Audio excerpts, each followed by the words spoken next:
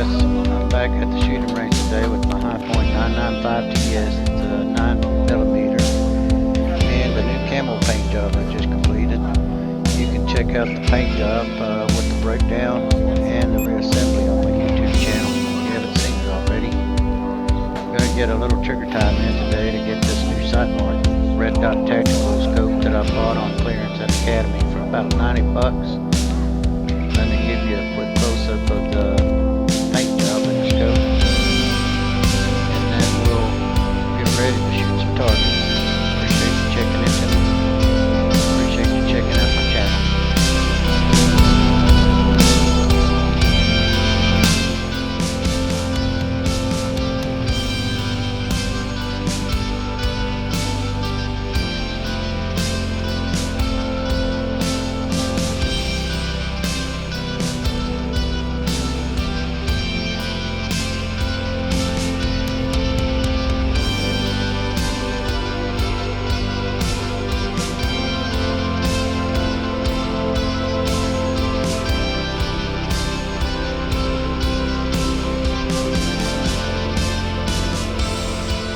Let me just start off by saying that my purpose of this video is about survival weapons and self-defense.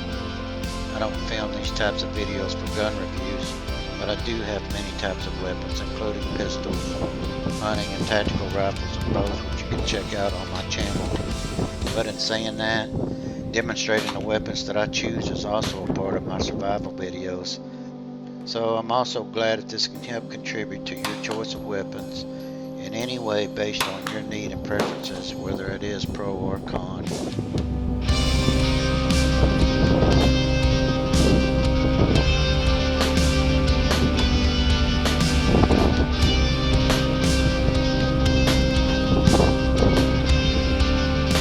This is the Simmons Blazer 20 to 60 by 60 millimeter spotting scope that I use. The effective range on it has perfect clarity at 100 yards to clearly see the target hits. For longer ranges, it is excellent to fare from 200 to 300 yards to see the impact on the target. It's a decent spotting scope that you can find for under $100. The only real negative I have is that it's a little difficult to make with delicate tripod adjustments.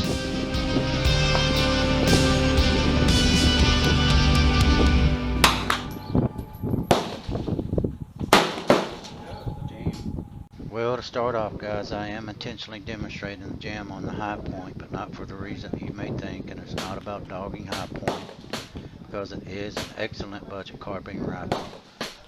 But I do have some problems with jamming on this 9mm platform, to be straightforward about it. There are many critics of the Hi-Point for this particular reason, and avid supporters that may say otherwise.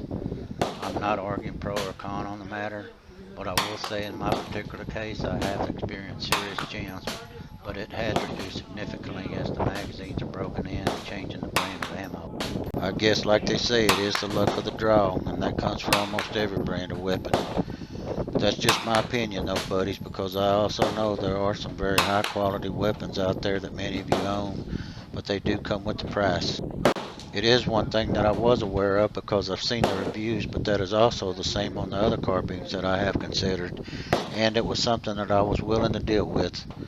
But right now I'm not concerned about it. Hi-Point has a lifetime warranty, and it will either get fixed or replaced. But like I said, this video isn't about dogging Hi-Point, because as I mentioned earlier, this is not about a gun review. And in their defense, I've seen many weapons jams of all types of carbines and assault weapons or rifles, as well as military grade weapons. Nonetheless, let me get to the whole point about showing you the jam in the first place. Here I get a jam on the second round, but as you can see, I'm able to clear it quickly and fire off the remaining 9 rounds. With that said, you may have heard it many times already, but you really do need to know your weapon well, and that is the primary reason that I spend as much trigger time that I can on the range and in the field.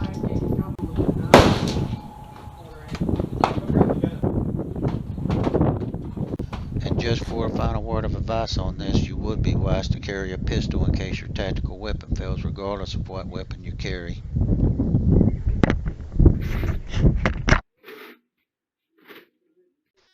Alright guys, on that first set I've got that sight mark scope sighted in, and I'm moving over to this new table to get a clean target. Lock and load, brothers.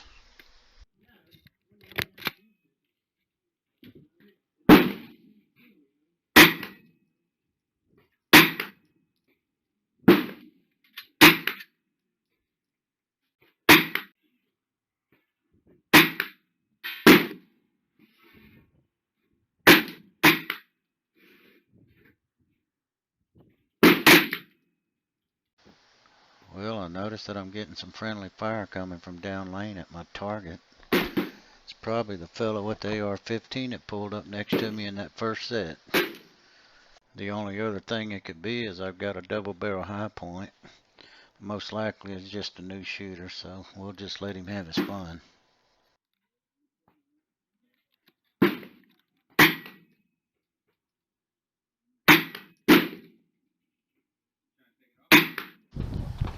Well, I got a couple more rounds at the top of the target and at the bottom of the target before they called a ceasefire, so let's go check it out. This is at 50 yards.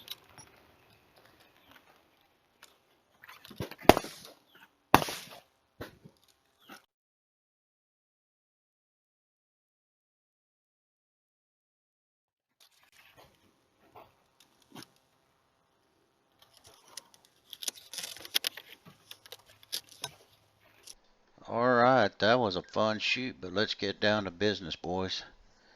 I'm popping up the paper target to point out a couple of things, but the main focus is on that center target box. The first reason is to show you how deadly accurate the high point can be using a red dot tactical scope, which is one thing nobody can argue about, and the proof is how it just chewed up that center 2.5-inch target box at rapid fire from 50 yards. And to add to that, this scope has no magnification, but as you can see, it laid them rounds right in there where they needed to be. Swing around to number 13 at 100 yards.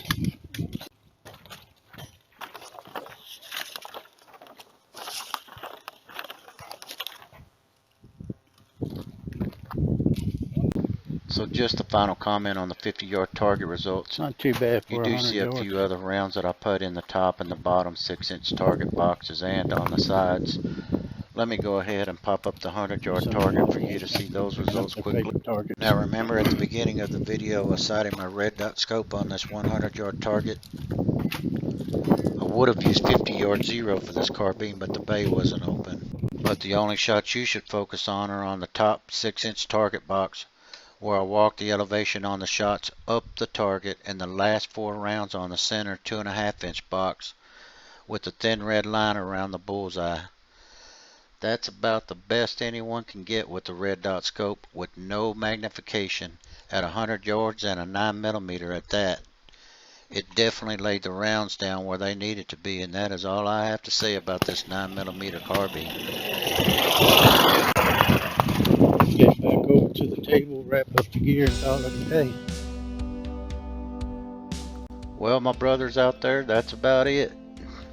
But I thought you might like to see more of the shooting range, so hang around for the short ride, and I want to make a couple more comments before I close.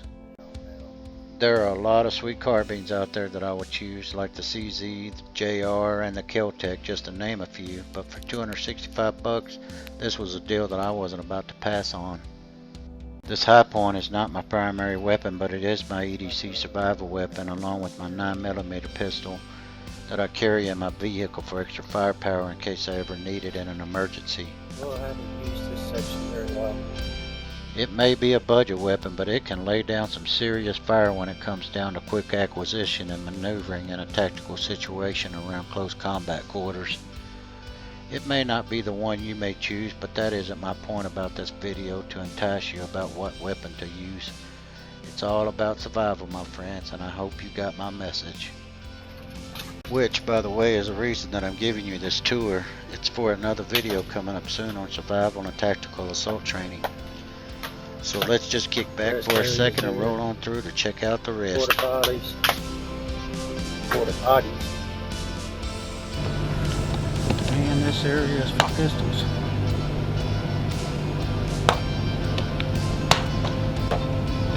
Looks like 10-foot and 20-foot targets.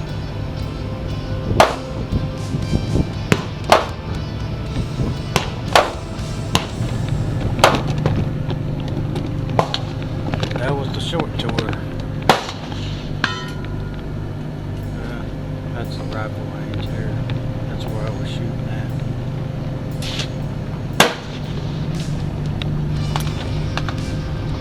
Anyway, catch you guys later on the next round. Have a good one.